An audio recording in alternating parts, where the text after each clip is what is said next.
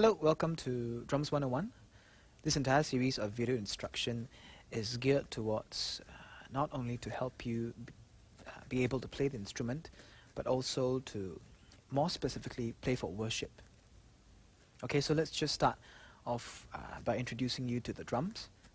And typical drums are usually made up of two main components, cymbals and drums. The cymbals are these metal stuff, shiny stuff above here, and the drums obviously are the ones you hit on. Okay, and typical drums usually come in 5-piece. So what it means is bass. This is the bass where you kick. Okay, the lowest pitch drum, and this is the snare, second piece. Your typical downbeats fall on. And third piece are your toms, 1, 2, and 3. Okay, high tom, low tom, and floor tom. Or you can call them tenor drums, or just tom-toms. Alright, so bass or kick drum, snare, high tom, low tom, and floor tom. Okay, why is it called the snare drum? Because there's a piece of snare wire below. Okay, that's attached against this the bottom skin, so it rattles when it's hit because it vibrates, causing the this sound. If I turn off the snare wire, it sounds like any other tom. It's just different in pitch. All right. So one more time again: 5-piece, bass, snare, high, low, floor. Now let's move on to the cymbals. First, on the left here, it's called the hi-hat. Okay, it's 2 pieces of cymbals clamped together. It sounds like this. You can open it or close it.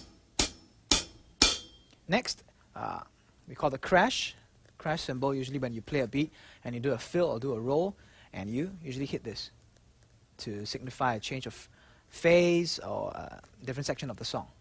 Okay, it sounds like. Next over here is the ride cymbal, R-I-D-E. Okay, not R-I-G-H-T, not right hand side ride cymbal, for you to ride. Okay, it sounds like. The ride cymbal also has a bell for variation and coloration to your song. Next, I have another crash. All these are actually, you can personalize. Right, you can put your crashes here or here, anywhere you want it, but it's just a personal setup, right? And it sounds like this. My second cymbal is of different tones, so I get more different texture to the song. Alright, so now you've known the drum parts. Let's talk about sitting position and how to hold the sticks. Traditionally, there is a traditional grip, we call. Okay, the drummers in the olden days, they play snare drums while marching, so they sling across the shoulders, and so the drum is slanted one side. That's why they have to have a different grip. One is as how you hold a normal stick, the other is in between the fingers. But we're not going to touch on that because matched grip is actually more preferred by most drummers, and it's very easy to pick up, more easy to pick up because it's matched and it's easy to be consistent, whereas compared to different grips. Okay, so let's talk about match grip. You hold a third of the stick from the bottom, a third of it. So little space here, and most of it here. Okay, try not to hold it in the middle or toward the end.